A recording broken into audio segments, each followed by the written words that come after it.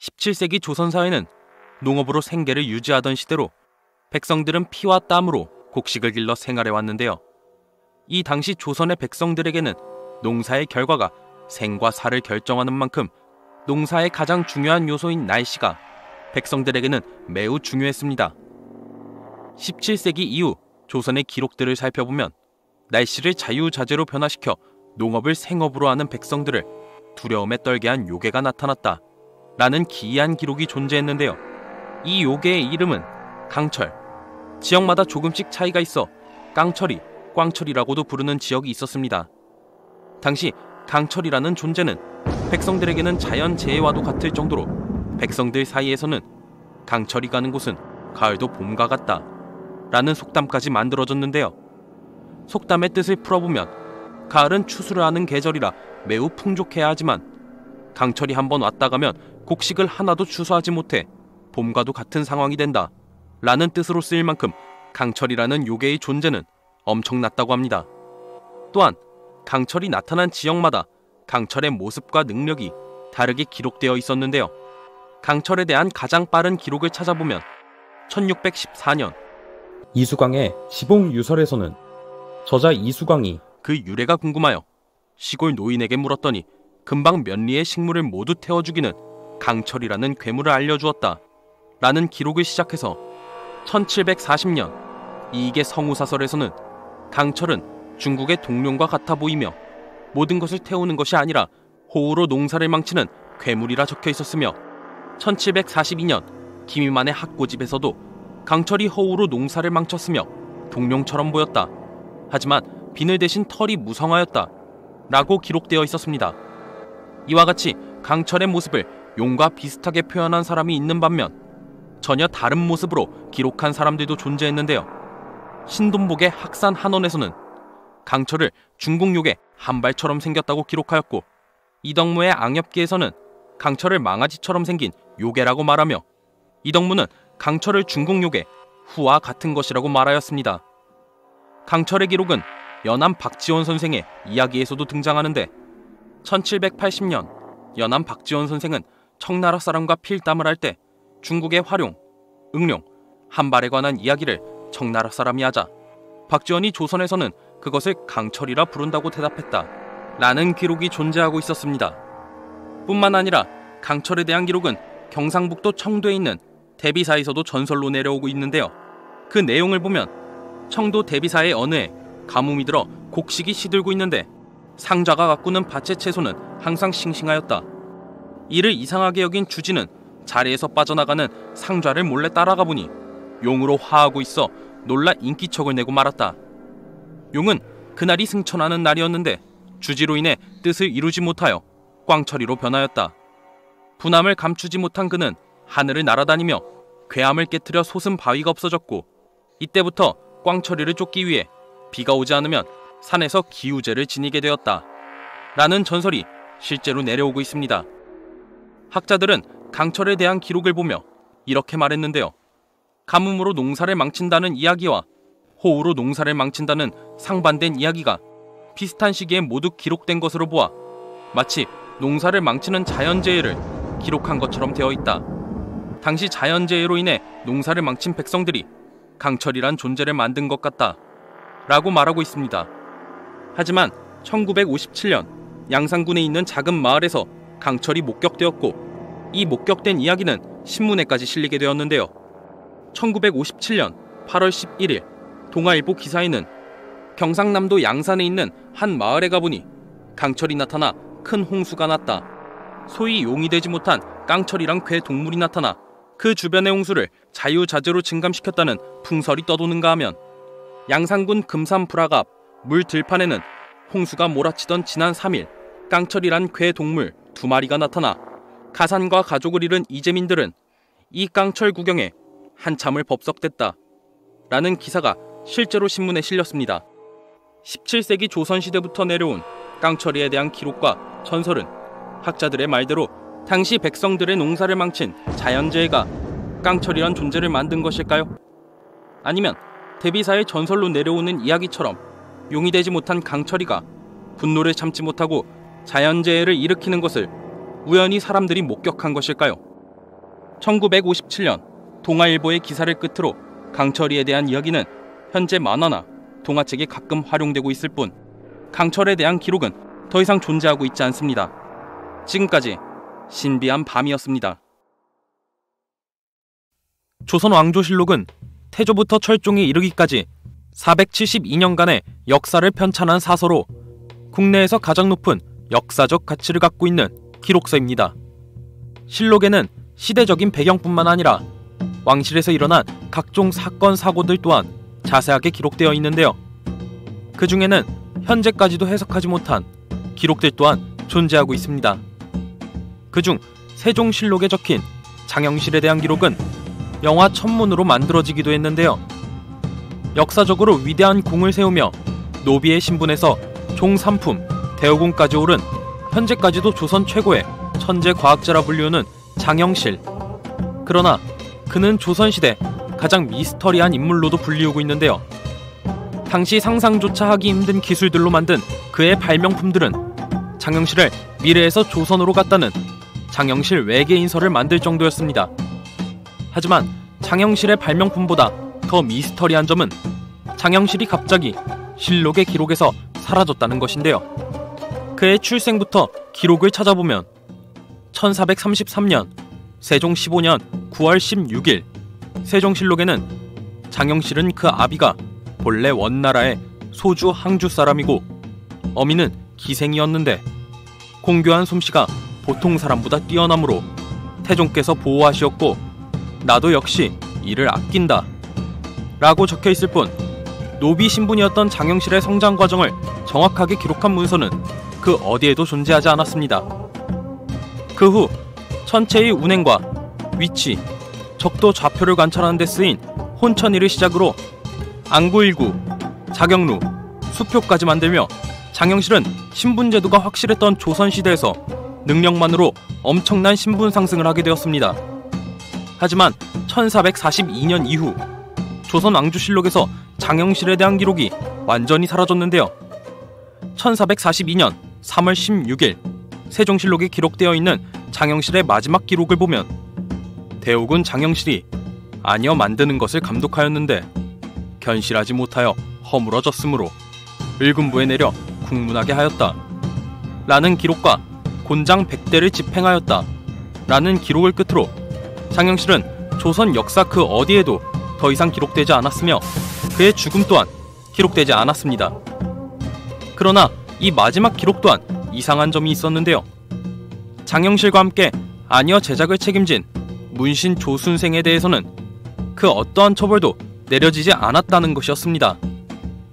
이에 대해 사람들이 추측하기로 실제 그 당시 명나라는 세종의 과학 연구에 대해 간섭을 하고 있었으며 당시 천문관 측은 오직 명나라만 가능한 일이었기에 장영실이 건립한 왕립천문대, 간의대가 명나라와의 외교 문제로 비화가 될 수 있어 장영실을 파면한 것이라고 추측하고 있습니다. 역사 속 가장 뛰어났던 과학자로 알려져 있는 장영실.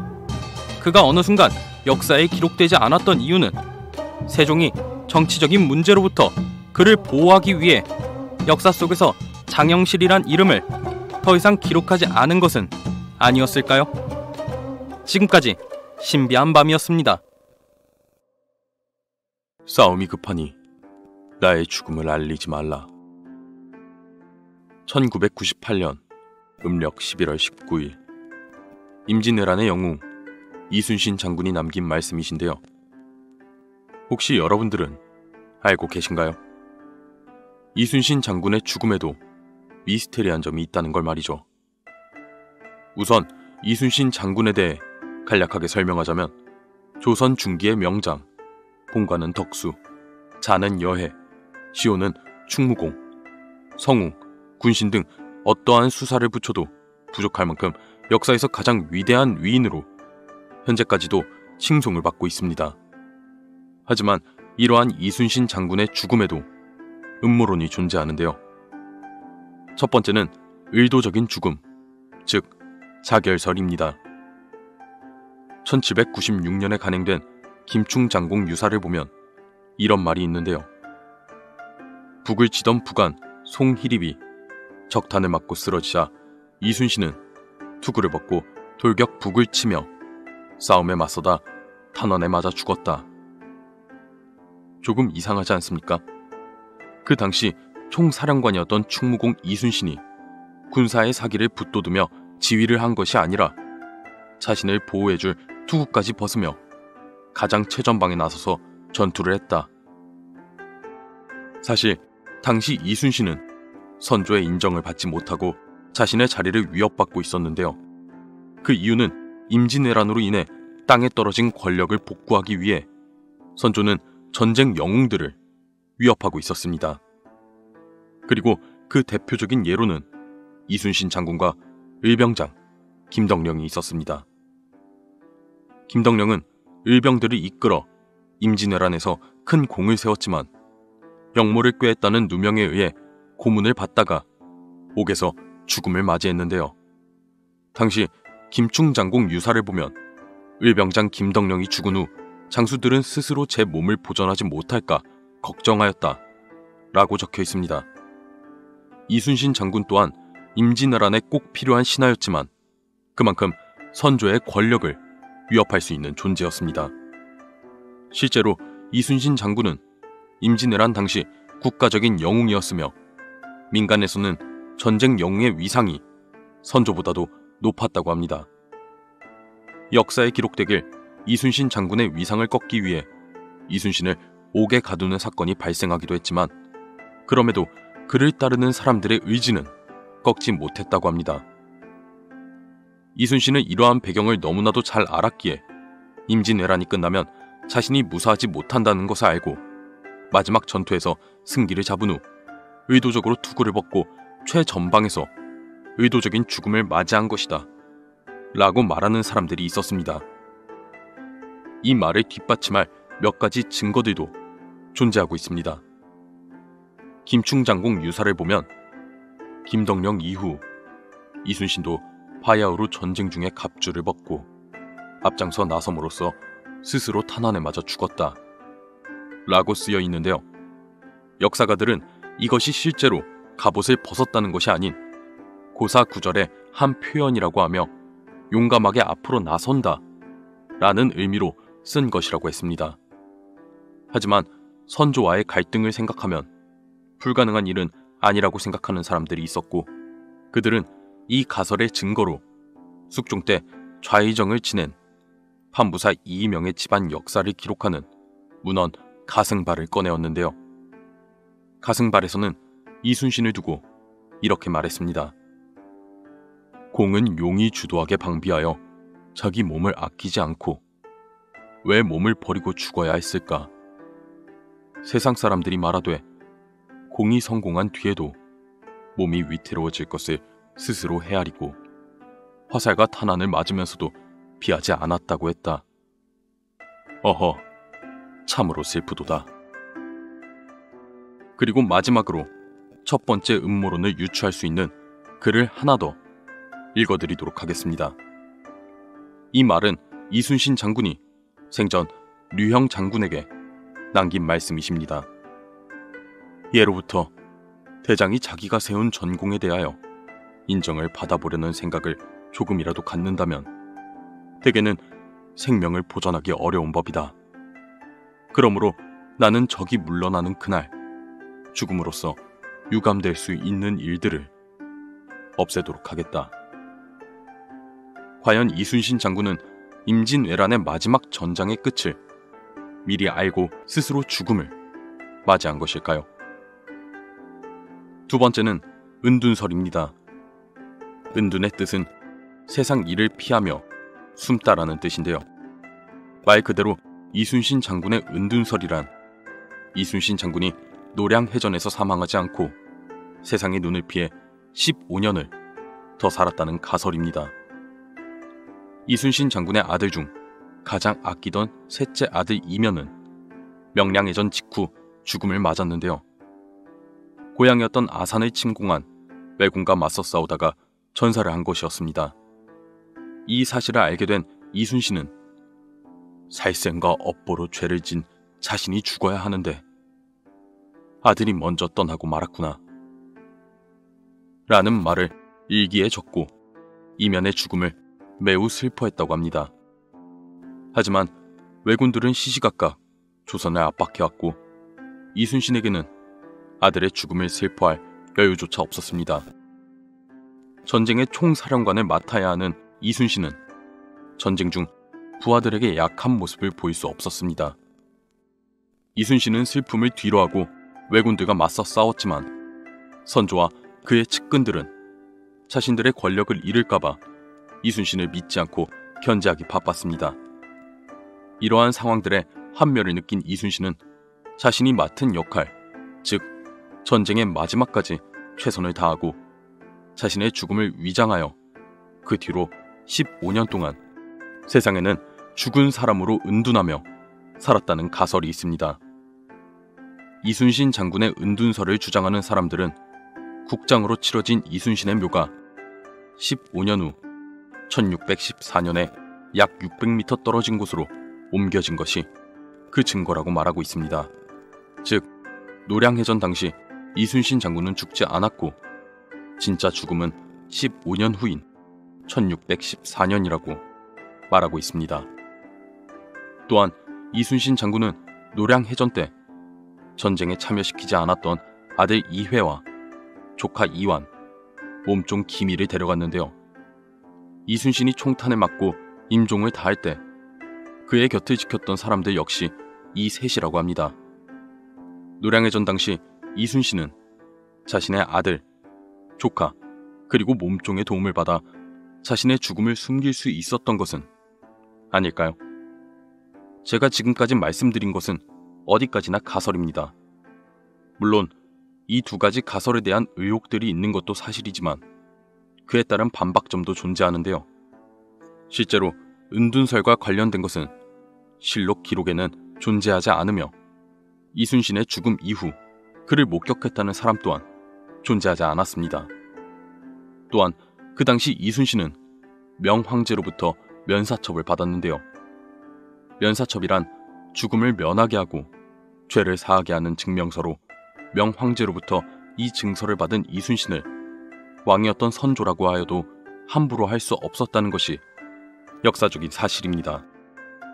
역사적인 관점으로만 봤을 때에는 노량해전 중 이순신은 전사하였다 라는 것이 현재로서는 정설입니다. 그리고 이순신의 죽음에 관한 음모론 이외에도 최근 역사 미스테리 하나가 더 주목받고 있는데요. 조선 숙종 때 쓰여진 공신들의 충성 맹세 기록서 20공신 회맹축에 충무공 이순신의 장손들이 초대받지 못했다는 것인데요. 권율과 원균 등 임진왜란 때 무공을 인정받은 이들이 공신으로 책봉되어 그 후손들이 회맹제에 참석했지만 임진왜란 때 권율과 원균과 같이 1등 공신으로 인정받는 이순신의 자손들이 빠졌다는 것이 미스테리한 일이었습니다. 이것을 안 사람들은 그냥 사정이 있어 못 온 거겠지 라고 생각했지만 20공신 회맹축에는 참석하지 못한 77명을 비롯해 총 489명의 명단이 전부 기록되어 있었습니다. 하지만 역시 그 중에서 이순신가의 이름을 찾아볼 수는 없었는데요. 한국학중앙연구원 왕실문헌연구부의 말에 따르면 숙종 또한 이순신을 전쟁 영웅으로 예우하였으나 회맹축에는 적혀 있지 않고 왕실에서는 아예 배제를 한 것 같다고 말하였습니다. 그리고 추가 연구를 통해 그 이유를 밝혀내야 한다고 말하였습니다. 이순신가가 20공신 회맹축에 배제된 이유는 과연 무엇이었을까요? 이순신 장군의 죽음에 대한 두 가지 음모론과 연관이 있었던 것일까요? 부산광역시 장산에는 비단처럼 곡곡일며 여성의 머릿결같이 매우 아름다운 백발의 긴 털로 환각을 일으켜 호랑이의 골격을 가졌음에도 불구하고 사람들의 경계심을 허물어 사람을 잡아먹는 장산범이라는 괴수가 살고 있다 라는 도시 전설과 목격담이 내려오고 있습니다.